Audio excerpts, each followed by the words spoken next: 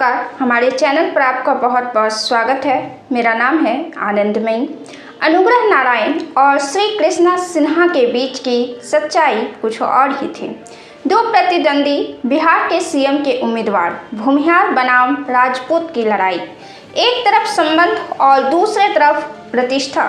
श्री कृष्ण सिंह और अनुग्रह नारायण सिंह बिहार के सीएम थे और दूसरे उप मुख्यमंत्री। एक जवाहरलाल के प्रिय और दूसरे महात्मा गांधी के प्रिय श्री कृष्ण सिंह और अनुग्रह नारायण के बीच के संबंध पर हमेशा से ही एक उत्सुकता बनी रही है, क्योंकि यह राजनीति के बीचों बीच से निकलती एक प्रेम की धारा भी है। एक ने उदारता दिखाई, फिर दूसरे ने पश्चाताप दिखाया। राजनेताओं के संबंध और उनके बीच की राजनीति कभी कभी ऐसे क्षण ले आती है जहां एक पल के लिए संबंध बचाए या प्रतिष्ठा समझ नहीं आता है। जब दिल के करीब ही प्रतिद्वंदी बनकर खड़े हो जाते हैं। संबंध संसार का काफी जटिल विषय है। संबंध खुशियों के सागर में डुबोकर उत्साह और सफलता की वह दास्तान लिखती है जो बेहद खूबसूरत हो जाती है। और यही संबंध उदारता के अभाव और कटुता के भाव तले संबंधों के रोमांच को इस तरह कुचल डालती है जहां केवल शुद्धता के शेष कुछ रह नहीं जाता है। जिंदगी के उतार चढ़ाव भरे पलों में बहुत सारे शख्सियत हुए हैं जिन्होंने अपने संबंधों को इस तरह से सुरक्षित रखा है कि उनकी प्रशंसा आज भी होती है।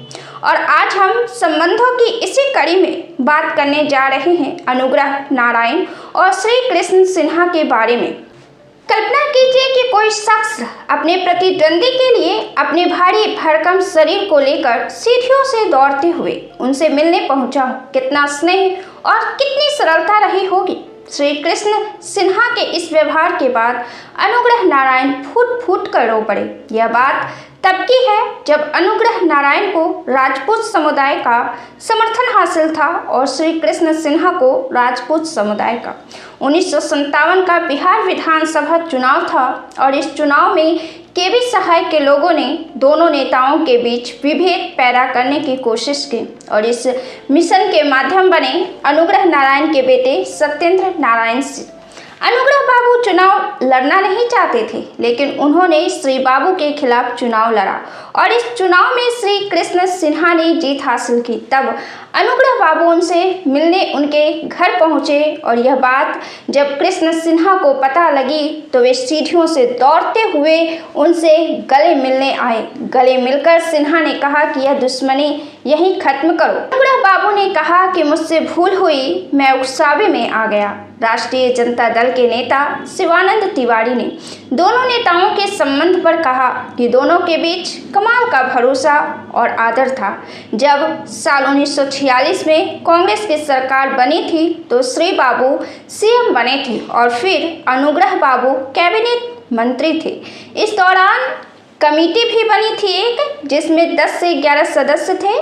फाइल श्री बाबू के बाद अनुग्रह बाबू के पास गई तो उन्होंने 2 नाम और भी जोड़ना चाहा। इस पर डिपार्टमेंट के सचिव ने कहा कि यह प्रोटोकॉल के खिलाफ है क्योंकि मुख्यमंत्री का हस्ताक्षर हो चुका है, लेकिन अनुग्रह बाबू ने 2 नाम और जोड़ दिए। यह फाइल जब श्री कृष्ण सिन्हा के पास गया तो उन्होंने कहा कि अनुग्रह बाबू को 2 नाम महत्वपूर्ण लगे तो उन्होंने जोड़ दिए। शिवानंद तिवारी मानते हैं कि ऐसा भरोसा शायद ही किसी नेता के बीच देखा है उन्होंने।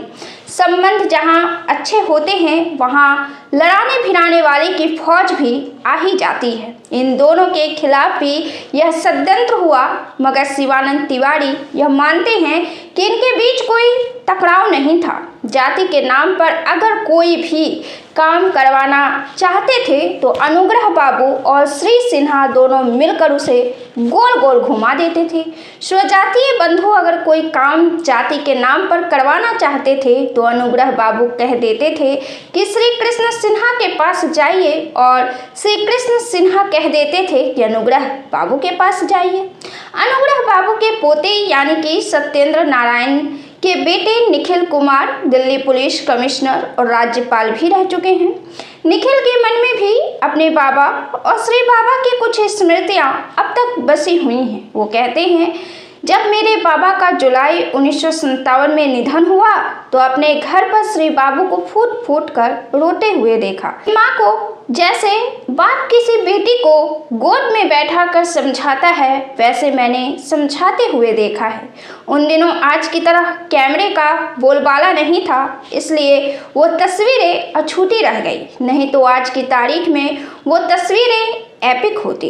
मेरा जब जन्म हुआ तो श्री बाबू कटोरी, चम्मच और कई चीज़ें लेकर पहुँचे थे। दोनों का इतिहास अलग हो ही नहीं सकता। उनके मतों में कभी फर्क आया ही नहीं। दोनों में जातीय टकराव की बात तो बिल्कुल बेबुनियाद है। इन दोनों नेताओं की आधुनिक बिहार के निर्माण में महत्वपूर्ण भूमिका रही है। इन दोनों की जोड़ी को मिसाल के तौर पर बिहार की राजनीति में देखा जाता है। इन दोनों के जिंदा रहते तो कांग्रेस दो गुट में थी, मगर इनके जाने के बाद कई गुटों में बट गई। दोनों नेताओं के निधन के बाद फिर बिहार की राजनीति में भूमिहार और राजपूत जाति में ऐसा कोई नेता हुआ नहीं जो उन दोनों के कद को छू सके। 1947 से लेकर 1967 तक कांग्रेस में सवर्णों का वर्चस्व रहा था, लेकिन इसके बाद सवर्णों का वर्चस्व समाप्त होता गया और इसका आभास बहुत पहले ही सवर्णों को हो चुका था। इस वीडियो में दोस्तों इतना ही। आपको अनुग्रह बाबू और श्री कृष्ण सिन्हा की संबंध की यह कहानी कैसी लगी, कमेंट कर हमें ज़रूर बताएं। जी फिर हम मिलते हैं, तब तक के लिए हमें दीजिए इजाज़त। बहुत बहुत धन्यवाद।